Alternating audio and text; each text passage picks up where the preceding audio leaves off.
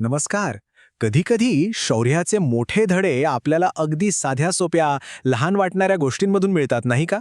आज आपण अशाच एका कथेबद्दल बोलणार आहोत, जी तशी तर एका शाळेच्या पुस्तकातली आहे, पण धैर्याबद्दल खूप काही शिकवून जाते. मग प्रश्न हाच उभा राहतो की खरं धैर्य म्हणजे नक्की काय असतं?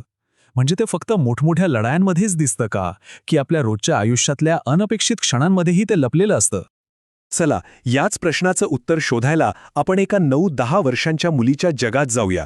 तिची गोष्ट आपल्याला धैर्याची एक अशी बाजू दाखवेल जी कदाचित आपण कधी विचारही केली नसेल. तर कथेची सुरुवात होते एका अगदी शांत संध्याकाळपासून.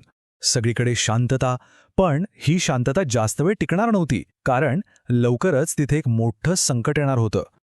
चला, तर डोळ्यासमोर एक चित्र उभं करूया.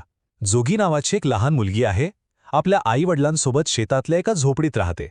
संध्याकाळची वेळ आहे, ती आपला अभ्यास करतेय. आईने चुलीवर गरमागरम भात ठेवलाय आणि झोपडीच्या बाहेर एक गोंडस कोकरू बांधलेलं आहे. म्हणजे सगळं कसं अगदी शांत, सुरक्षित वाटतंय, नाही का? आता इथे एक छोटीशी पण खूप महत्वाची गोष्ट घडते. आई झोगीवर भात सांभाळायची जबाबदारी टाकते आणि स्वतः पाणी आणायला विहिरीवर जाते. आणि बरोबर याच क्षणी झुगी त्या झोपडीत एकटी असते. तिला कल्पनाही नसते की परिस्थिती आता पूर्णपणे बदलणार आहे. आणि मग त्या शांततेचा भंग होतो. एका आवाजाने सगळं काही बदलून जातं. अचानक एक आवाज, जो ती शांतता भंग करतो. तो फक्त एक साधा आवाज नव्हता, तो होता धोक्याचा इशारा. हा आवाज होता बाहेर बांधलेल्या त्या कोकराचा. आणि ते साधं ओरडणं नव्हतं, तर ती एक मदतीसाठी मारलेली हाक होती, एक भयाची किंकाळी. तो आवाज कानावर पडल्या पडल्या झुगी एका क्षणाचाही विचार करत नाही. ती तशीच झोपडीच्या बाहेर धाव घेते. तिच्या मनात फक्त एकच गोष्ट असते, त्या कोकराची काळजी. पण बाहेर असं काय घडलं होतं? ते कोकरू इतकं का घाबरलं होतं? झुगीने बाहेर येऊन काय पाहिलं असेल? तिने जे पाहिलं ते एक जिवंत संकट होतं. एक भुकेला लांडगा, जो हळूहळू त्या बिचाऱ्या कोकराच्या दिशेने येत होता. आता झुगी आणि त्या कोकरामध्ये फक्त काही क्षणांचं आणि काही पावलांचं अंतर उरलं होतं. आणि आता येतो कथेचा तो भाग, तो निर्णायक क्षण, जिथे भीती, विचार आणि कृती या तिन्हींचा संगम होतो आणि एक लहान मुलगी नायिका बनते. साहजिक आहे, लांडग्याला समोर बघून झुगी क्षणभर घाबरलीच. पण तिची भीती तिच्या विचारांवर भारी पडली नाही. म्हणजे बघा, घाबरून तिथेच थांबण्याऐवजी तिचं डोकं वेगाने विचार करू लागलं. आणि हाच तिच्या धैर्याचा खरा पाया होता. आणि बघा, तिच्या डोक्यात काही सेकंदात एक प्लॅन तयार झाला. पहिलं पाऊल, ती धावत झोपडीत परत गेली. दुसरं, तिने थेट चुलीतलं एक जळतं लाकूड उचललं. तिसरं, ती तशीच पुन्हा बाहेर धावली. आणि चौथं, लांडगा काही करण्याच्या आतच तिने ते जळतं लाकूड थेट त्याच्या दिशेने फेकलं. म्हणजे बघा, काय प्रसंगावधान आणि काय धाडस. आता आगीला तर कोणताही प्राणी घाबरतोच, आणि झालंही तसंच. ते जळतं लाकूड बघून लांडगा घाबरला आणि आपला जीव वाचवून तिथून पळून गेला.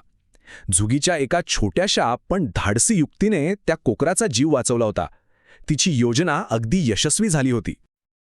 झुगीने जे केलं ती गोष्ट तिथेच संपली नाही. तिच्या या एका धाडसी कृतीचे परिणाम खूप मोठे होते. तिच्या शौर्याची ओळख आता सगळ्या गावाला होणार होती. धोका टळल्याचं लक्षात येताच झुगी जोरजोरात ओरडायला लागली. तिचा तो आवाज तिच्या आई-वडिलांसाठी आणि आजूबाजूच्या लोकांसाठी एक इशारा पण होता, आणि एका विजयाची घोषणासुद्धा. तिचा आवाज ऐकून शेतात काम करणारे तिचे वडील आणि विहिरीवरनं परतणारी आई दोघेही धावत आले. जेव्हा त्यांना सगळा प्रकार कळला, तेव्हा आईनं तर त्याला घट्ट मिठीच मारली, आणि वडिलांनी अभिमानाने तिच्या डोक्यावरून हात फिरवला. तिच्या धैर्याला पहिलं कौतुक, पहिली शाबासकी घरातूनच मिळाली. आणि मग काय, झुगीच्या शौर्याची ही बातमी वाऱ्याच्या वेगाने सगळ्या गावात पसरली. आणि तिच्या धाडसाचं कौतुक सगळ्यांनी केलं.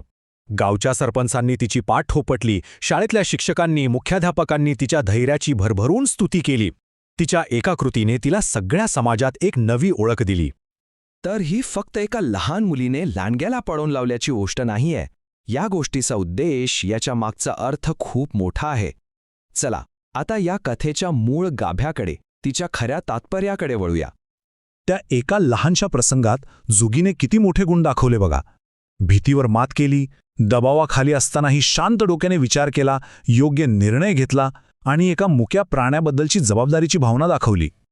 हे गुण फक्त पुस्तकात वाचण्यासारखे नाहीत, तर आपल्या सगळ्यांसाठी रोजच्या आयुष्यात एक मोठी प्रेरणा आहेत. आणि शेवटी या कथेचा सगळ्यात महत्त्वाचा संदेश तो हाच आहे. धैर्य म्हणजे भीती नसणं नव्हे, कारण भीती तर सगळ्यांनाच वाटते. धैर्य म्हणजे भीती वाटत असून सुद्धा त्यावर मात करून योग्य कृती करणं. जुगीची गोष्ट आपल्याला हेच तर शिकवते. तर मग जाता जाता एक विचार आपल्या सगळ्यांसाठी. जुगीच्या यशामागे तिचं नुसतं धाडस होतं की त्या धाडसाला जोड देणारा तिचा प्रसंगावधान आणि विचार होता? संकटाच्या वेळी या दोन्हीपैकी जास्त महत्त्वाचं काय असतं? निव्वळ धैर्य की शांत डोक्याने केलेला विचार? यावर नक्कीच विचार करायला हवा.